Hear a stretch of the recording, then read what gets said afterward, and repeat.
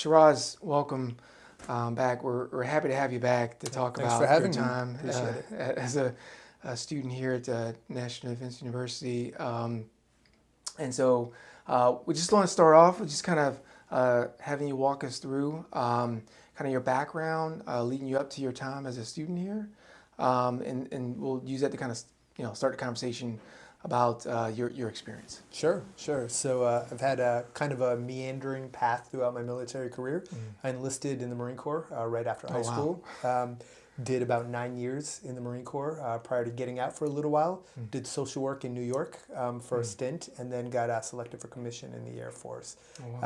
In the Air Force, started my career as a maintenance officer, transitioned over to Intel, and then became a foreign area officer.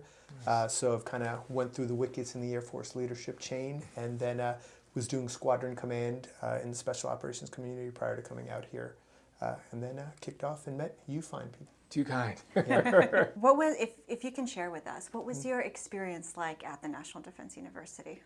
So it was fantastic. I mean, it was a great learning opportunity for the Air Force, at least. When you get selected for school at this level, you get a chance to put your top 5 choices for school. So I picked this particular school because this was the area where I had 0 experience, so no cyber background whatsoever. So I figured this was the place that would make me a better officer in this area. And I know we've had a lot of back and forth with our class, and the faculty has back and forth on what the intent of this school is. Is the intent to make us the next generation of great hackers, or is it to make us cyber-aware senior leaders moving forward? I think it's the latter, and so I feel the school absolutely did that for me. I can intelligently speak about cyber concepts in joint strategic environments in an area where not a lot of senior leaders are educated on the topics that CIC teaches. Yeah. And I'm looking forward to this next question. Yeah. How did you win so many end-of-the-year awards at the College of Information and Cyberspace? So have you guys seen the movie Slumdog Millionaire? Absolutely. Okay, right. So you got the guy on the hot seat being questioned on how he got to where he got to, and it seems like a diabolical master plan that led him there. It's just a series of happenstances. So starting with the individual student research paper, I wasn't even going to push that for an award till Abdullah said, hey man, you should really push that. It's a good paper. I think you should push it. So that's what drew me there. In terms of the other awards, I came here to work. I was highly cognizant that the taxpayer is paying me a lot of money to be here and learn. And so took that as part of my ethos in being here, and it worked out. But I had a lot of great classmates that helped educate me on basic cyber things, basic interagency, a lot of international officers that just educated me on their parts of the country. And so soaking it in is what I think helped make me successful. Yeah.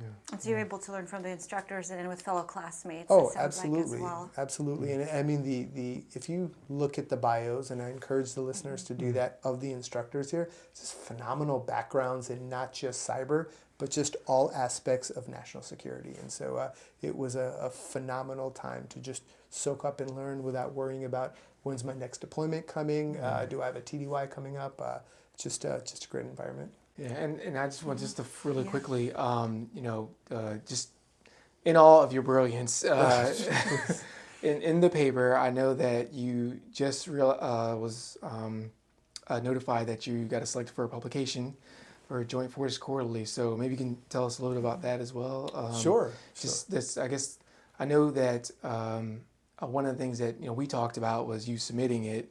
So any additional information about any I guess recommendations for how to do that if some other students are thinking about submitting theirs for publication? Sure. So in trying to even walk this path from day one here, the faculty, Dr. Sutherland, you were like, hey, always consider publication, but that's such an abstract and far-gone concept.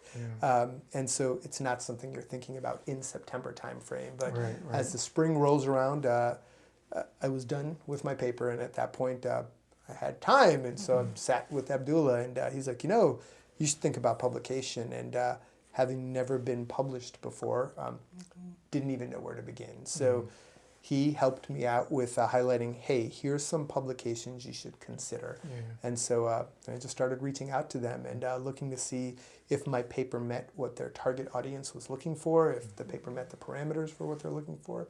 And luckily it fell right here into NDU Press, and they liked what they saw, and we moved on from there. But I think if you publish a paper from the perspective of what value am I creating with this, because it's a heavy lift for you, for your faculty to have to read what could be a pretty bad paper multiple times. If you go in with the mindset that, am I trying to learn something, am I trying to inform someone, I think it helps to make a stronger paper, and then ultimately maybe somebody wants to read it. You know, we talked ahead of time about you coming in here to kind of, you know, talk about your time, and you mentioned this idea of best and fun courses. So Sure, maybe you sure. can kind of break that down, kind of what you mean by that, and kind of the experience they're in. Sure. So, you know, taking the ethos that my job here, I'm a professional student for the year that I'm here. So I looked at courses that may challenge me to make me a better officer and supplement areas that I might be weak in. So I would say those were best courses to make me a better operator at my trade craft. Then there were just purely fun courses. So I'm going to have to plug Doc Clark, for example.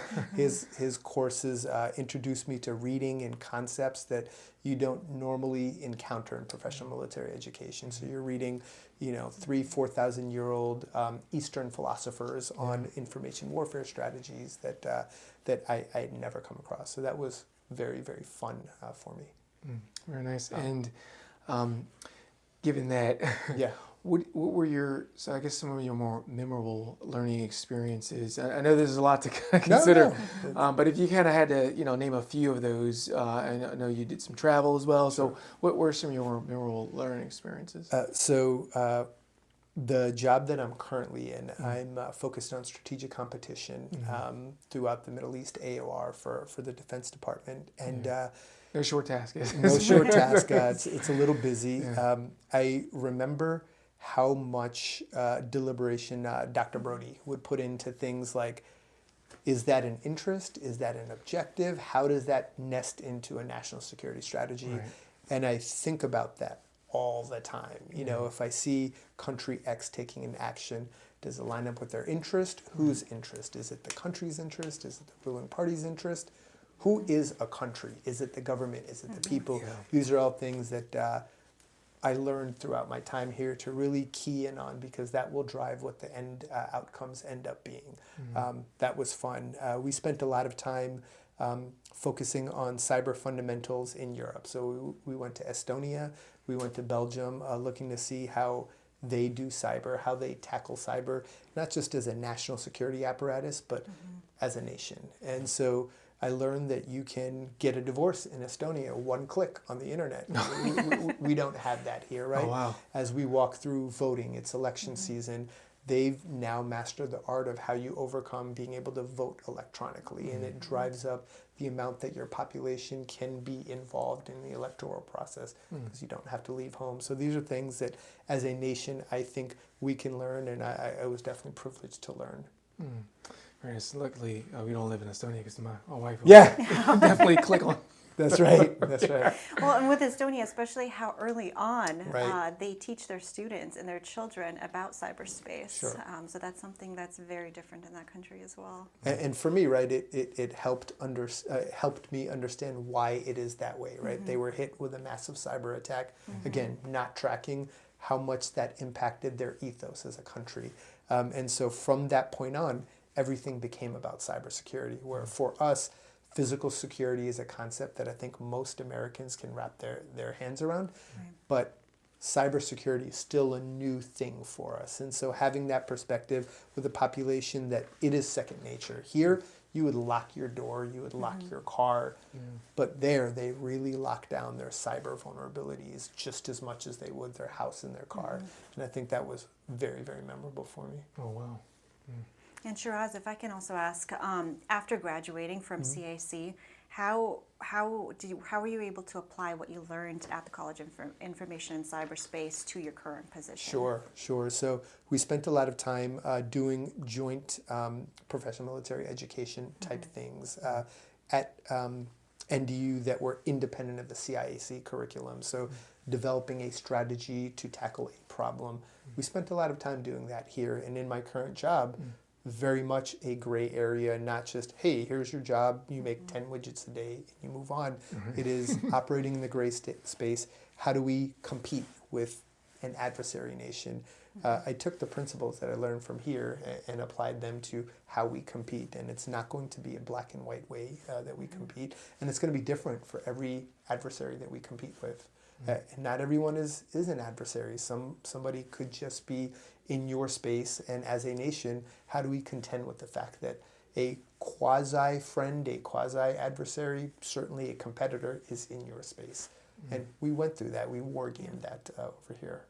If I can add on to that question, how do you anticipate your education benefiting your career as a senior officer in the Air Force? Certainly. So while I'm not doing a job that touches cyber at all, at some point, if I am in an environment where cyber has to be one of the tools that we leverage, it will absolutely be something that I consider. And prior to coming here was not something that I would consider.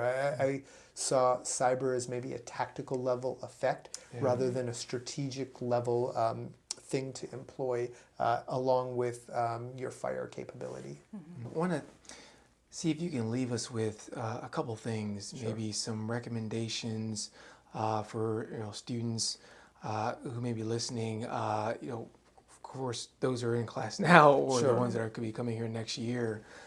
In terms of things to do, courses to take. You've already alluded to our information warfare strategy course. Maybe other things, I guess recommendations, I guess in general about your time here. So those couple things. Sure. So I would challenge folks coming in to recognize this is a phenomenal opportunity. You two have both been grad students, and you recognize it's expensive and it's hard. Don't always have a salary to do it. You're doing that here. So learn to grow in areas that you could use growth in. Challenge yourself in areas that you may have no backdrop in, because it makes you a more holistic operator in whatever field you go back to. In terms of courses themselves, I was floored by the level of options that are offered here at NDU in terms of electives.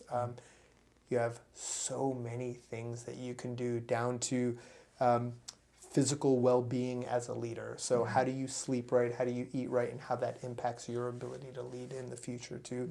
If you love George Washington, there are classes on just George Washington that you can take. And so I'd say take advantage of that. There's a minimum level of electives that you can take, but you can take more. You can audit more classes as well. And I think that's worthwhile if you want to soak it in. And then the network piece, I cannot stress that enough.